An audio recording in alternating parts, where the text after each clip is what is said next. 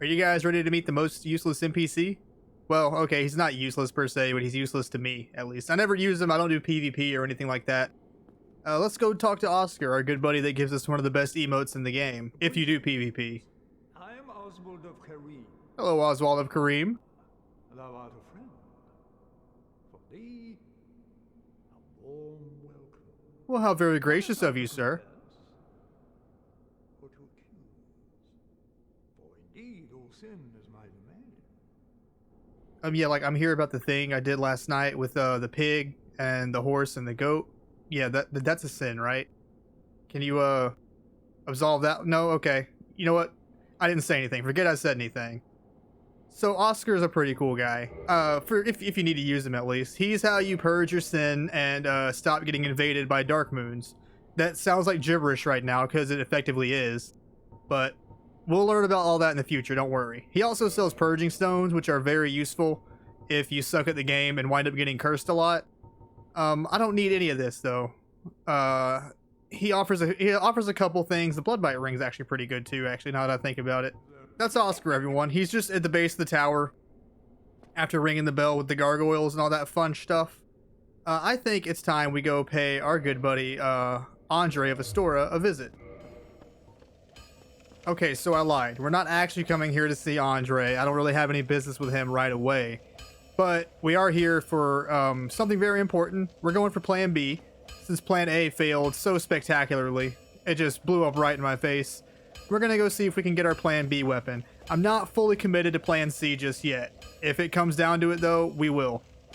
Plan C, of course, being the great big hammer I have in my inventory.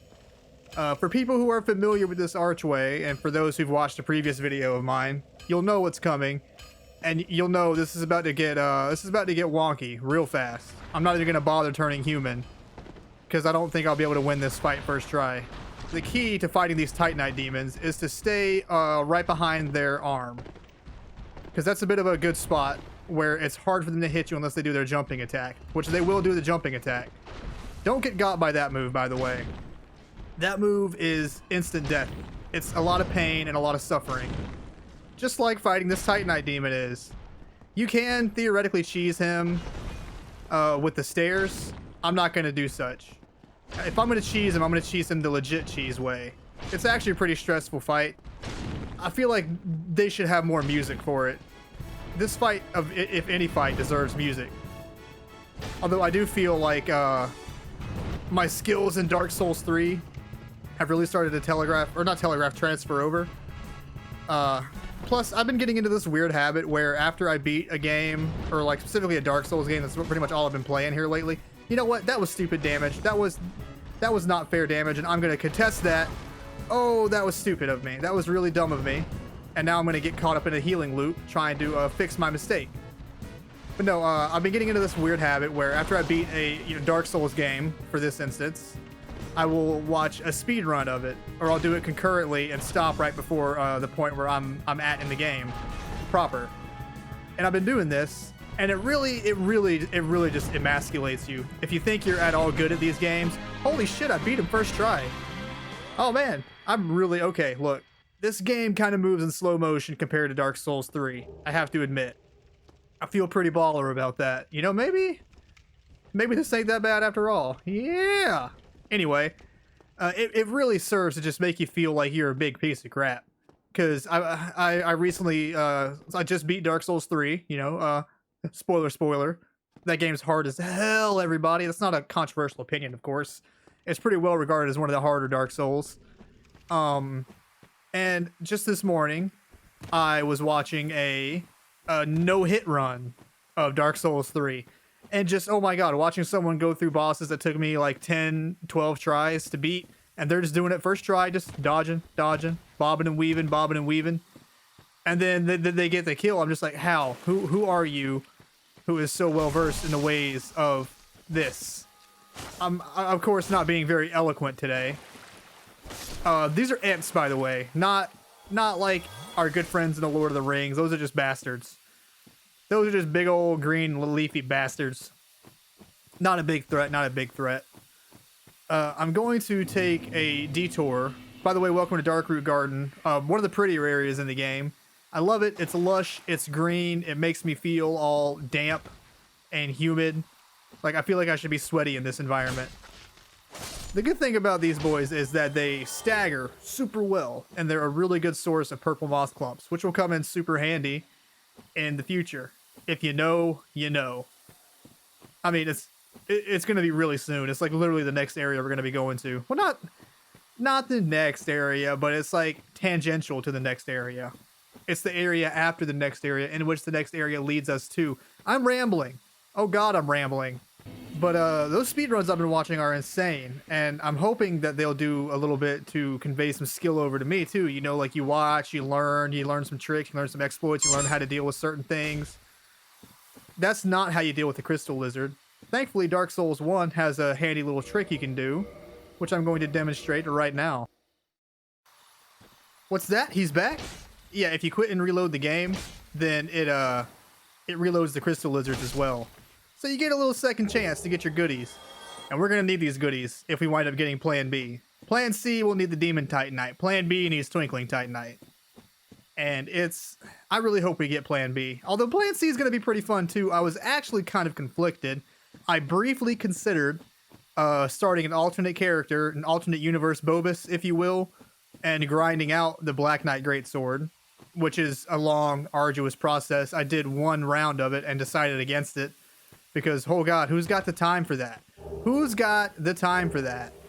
By the way, this is a really good set because it gets us our first longbow. And the longbows are freaking awesome because you can aim them.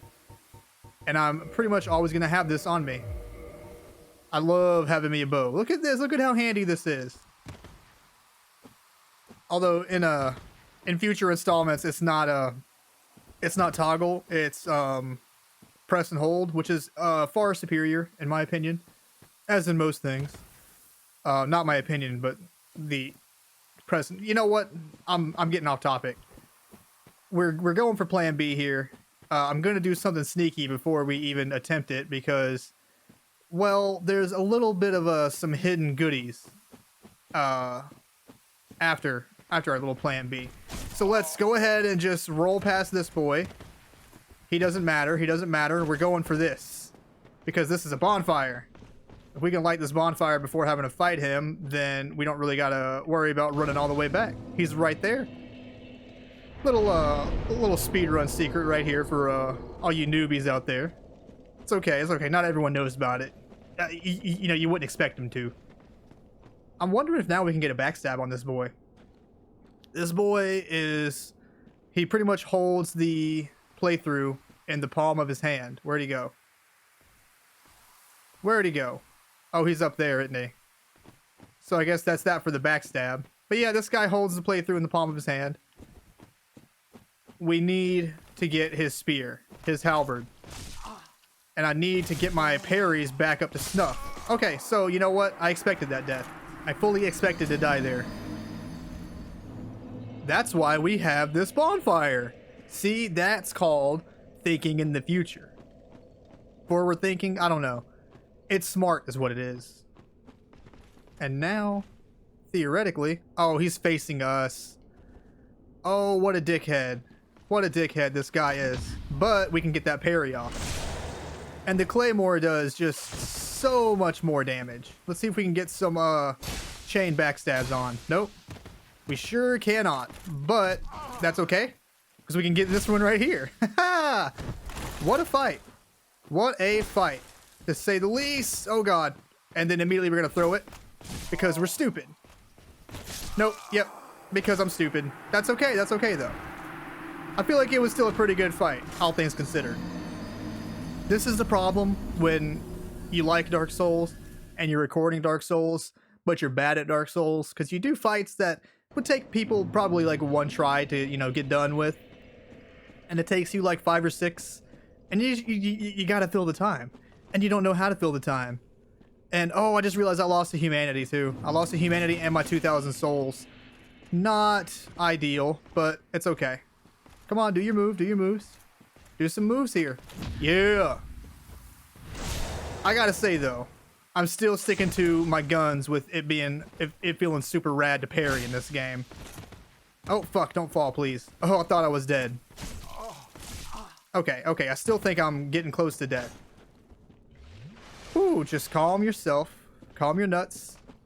Steel yourself, and you can do this. Do not let them see you falter.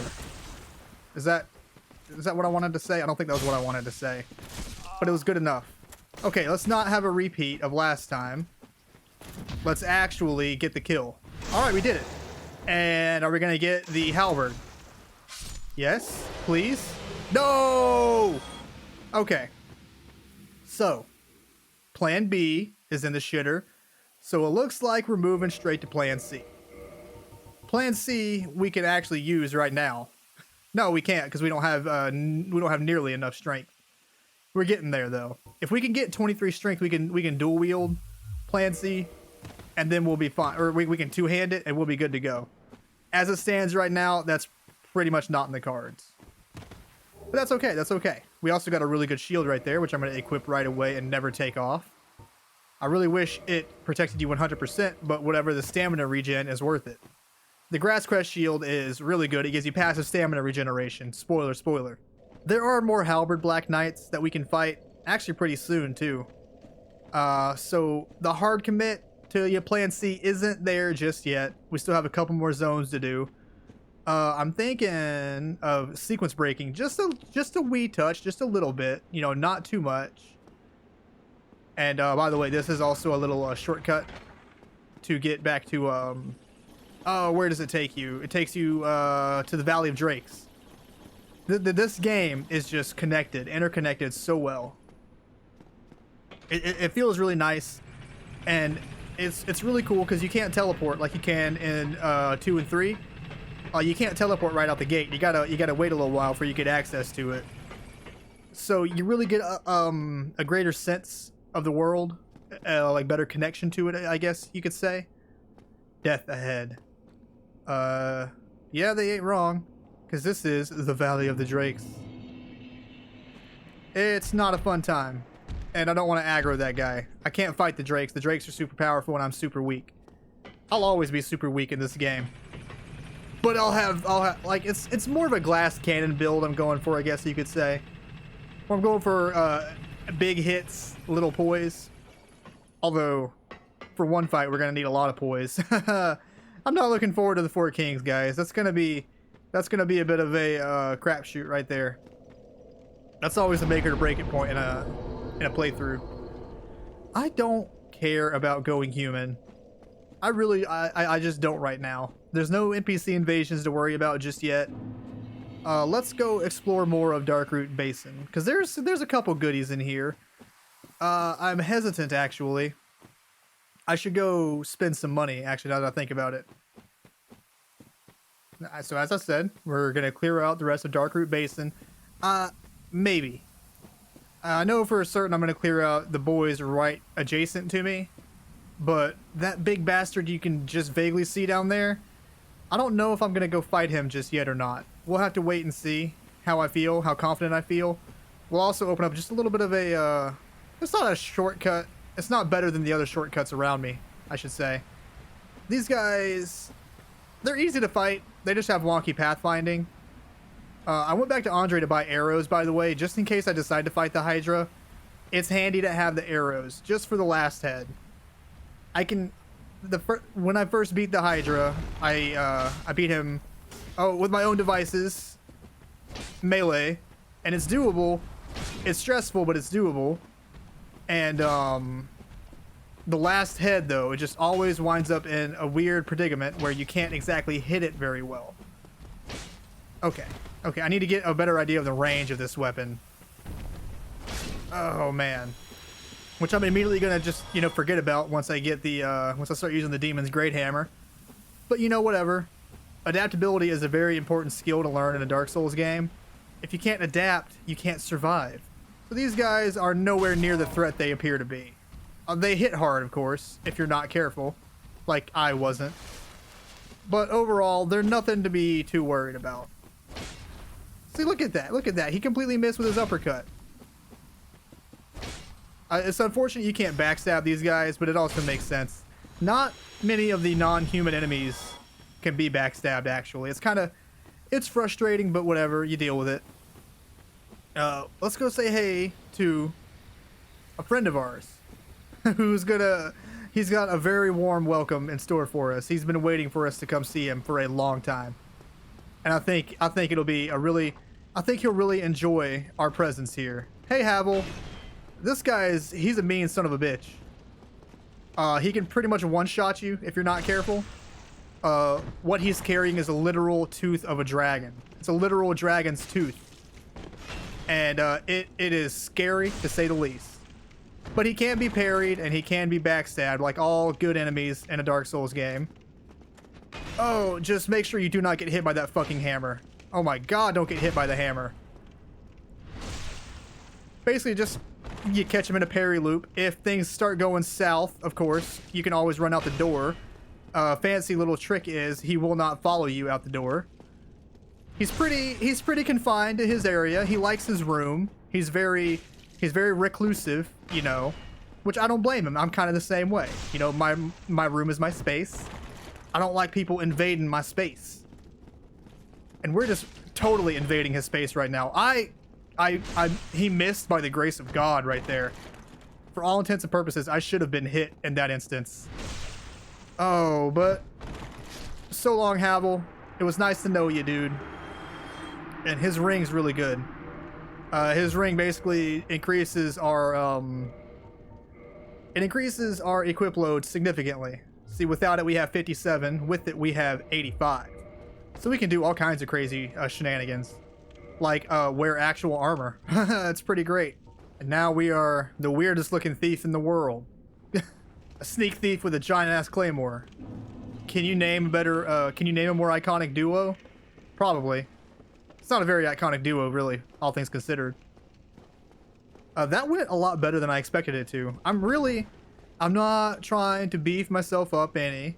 I'm really starting to feel like the skills from Dark Souls 3 and 2 and all that, like basically just my constant Dark Souls playing time has really been good for my skills. It feels nice. It's like seeing the Matrix for the first time, you know? Things like you start seeing the code, everything starts to fall in line. The enemies all start moving slower. You start seeing how their movements react with the world around them, and you learn how to interact.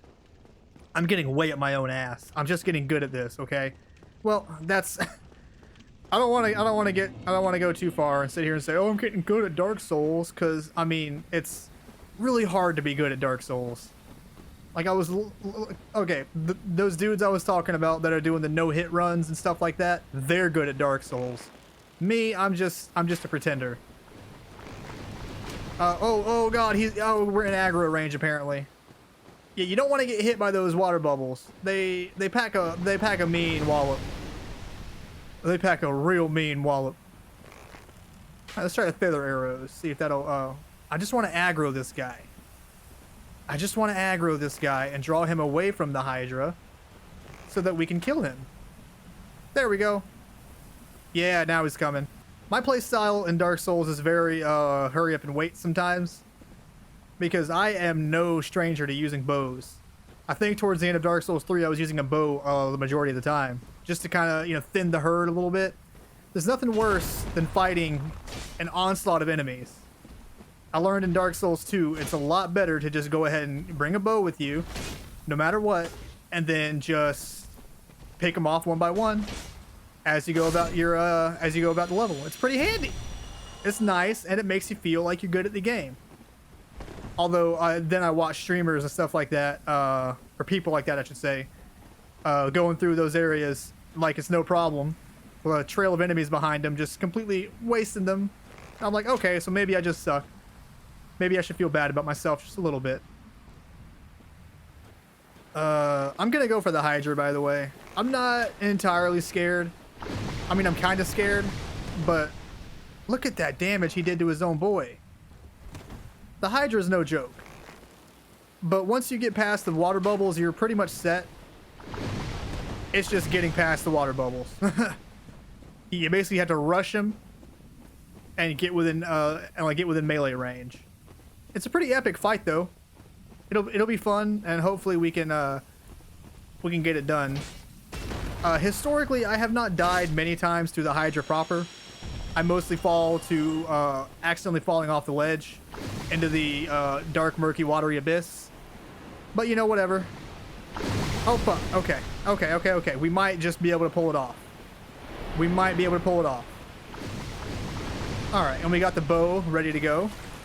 So this phase, oh, that's why you want to be careful of the water bubble. Yeah, this phase, basically just hold up your shield. Try not to lock on, by the way. Locking on will lead you to ruin. But, okay, stop doing your water bubbles. Come on, buddy. A good shield will completely negate whatever's happening here. And then you just kind of wail on one of the heads. It'd be better if I had a 100% damage reduction shield, but whatever, this works fine too. And basically rinse and repeat until you have one freshly served hydra. And then as you go along, of course, the heads fall off, as is any good hydra tradition. It's really kind of a not much to say about the fight other than just keep doing the thing, really. Again, it'd be ideal if I had a 100% damage reduction shield, but beggars can't be choosers. Okay. And just hope for the best, really. And just stay in the melee range. The water bubbles are not conducive to anything good in this fight. Oh, it can be kind of hard to get your hits in sometimes. That's fine. Because just be patient, and in time, you will be the victor. And then, like I said, once it gets to the last head, just use a bow and arrow, bud. Alright, cool. We're making progress. He's dying, slowly but surely. Okay. Thank you for bringing this head closer to me. How very Christian of you, good sir. And then, ideally... Once you get to the last head, you're pretty much set. There's not much more I can say about the fight other than that. Things get kind of repetitive here. It's literally just a set piece fight. Which is nothing wrong with that. You know, pulling out the old Jerry Seinfeld. Not that there's anything wrong with that. It's a set piece fight, but it's still pretty cool in its own right. Honestly, we'd be doing better if I had a certain ring, because I'd be able to move better in the water. But it doesn't really impact us all that much, all things considered. Are we on the last head now? I think we're on the last head. So the last head is super easy, because you just got to do this. Okay. It might be a little bit less easy than I initially stated. You might need to get a little bit closer, just to do the necessary damage. Although if you're good, you can also... See, it's a problem, because... It's such a weird angle, but I might be able to just go ahead and pull it off thanks to the length of the claymore. Seriously, guys, get you a claymore. It's such a good sword. Look at that overhead. I died. And see, that's what kills me 9 times out of 10 with the hydra fight. Because of the imminent fall damage that's just waiting on you. Yeah! If you like what you see and you want to see more, like the video and hit the subscribe button. It's literally free and it's the best way to help me, help you, help me make better content.